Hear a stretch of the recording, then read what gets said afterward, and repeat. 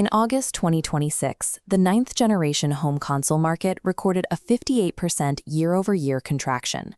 This crash is confirmed by international consumer telemetry, compiled by research authorities Circana and the European tracker GSD. The direct catalyst for this demand collapse was a series of aggressive mid-generation price hikes enacted by hardware manufacturers. Retail data isolates two specific price points that shocked the market: the $800 Xbox Series X and the $900 PlayStation 5 Pro. This wasn't a standard marketing misstep. It was a structural collapse of the traditional gaming hardware economic model.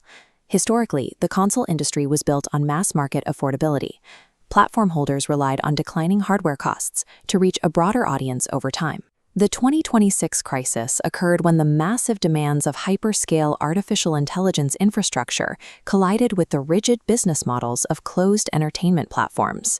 To understand this failure, we have to trace the data from the living room floor back to the silicon foundries where these chips are manufactured. This reflects a market that ignored the specific supply chain warnings emerging from the semiconductor sector. Understanding the specific autopsy is necessary to predict the future survival of dedicated gaming hardware. We begin with the Bill of Materials, or BOM. This represents the baseline cost of raw materials and assembly required to produce a single console. The industry historically relied on die shrinks, the expectation that BOM costs would decline as transistor scaling and fabrication yields improved. In 2026, that trend reversed as hyperscale AI data centers aggressively monopolized global semiconductor manufacturing capacity. At the foundry level, every major tech sector was locked in fierce competition for TSMC's advanced 3nm and 4nm wafer allocations. This multi-industry demand eliminated the traditional hardware subsidy, keeping base silicon costs artificially high. Console manufacturers lost their leverage. They can no longer command cheap manufacturing terms when they are consistently outbid by the trillion-dollar AI sector. Compounding the silicon squeeze was a secondary inflation factor: the transition to high-speed GDDR7 memory. Fabrication costs for GDDR7 surged by 40%, adding a significant layer to the bill of materials. Hardware telemetry shows wafer and memory spikes drove the absolute production cost of a single PS5 Pro above $685.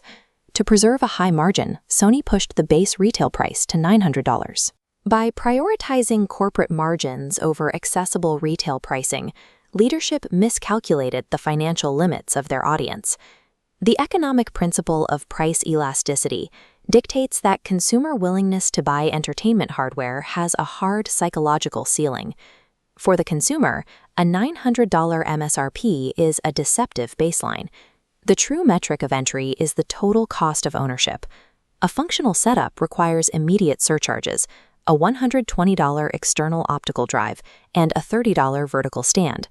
When you add the first-year costs for a network subscription and just 2 games, the total entry investment reaches $1,340. Consumers determined that incremental machine learning upscaling, PlayStation's spectral super resolution, did not justify a near 4-figure investment. Unlike the essential smartphone market, closed gaming consoles lack the inherent daily utility to successfully command luxury pricing tiers. This market crash doesn't mean people stopped playing games. Instead, consumers executed a rational migration to better value propositions. The primary victor was Nintendo, focusing on a $500 MSRP for the most economical ownership cost. They achieved this using custom NVIDIA DLSS upscaling, avoiding the hardware compute war. Other gamers sought refuge in the open PC ecosystem, led by the Steam Deck OLED. The PC space offers free multiplayer, zero platform tools, and full backward compatibility, which results in a vastly superior lifetime value for the consumer. This proves that generation leadership is no longer secured by raw graphical horsepower, but by respecting the consumer's wallet.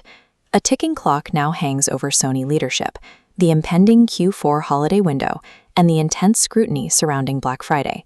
If the hardware slump persists, the high-margin digital software revenues that drive Sony's operating profits will begin to collapse. This evaluation matrix details the predictive financial modeling used to map Sony's viable rescue strategies. Pathway 1 involves retaining the $900 price, but officially bundling the disk drive and stand for free to address the perception of nickel and diming. Pathway 2 is a permanent price slash. By cutting the MSRP to $750, Sony would sacrifice hardware profit to guarantee hardware sell-through. The evaluation matrix labels the status quo as a high-risk failure. When the model accounts for the current demand slump and consumer pushback, it projects only a 10% probability of a successful market recovery. The 2026 crash demonstrates that the rise of open PC ecosystems and versatile handhelds has broken the leverage once held by closed console monopolies.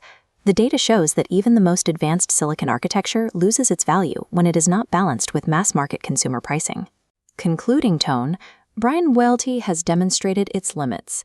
Industry leadership now tracks with the companies that align their hardware strategy with modern macroeconomic realities.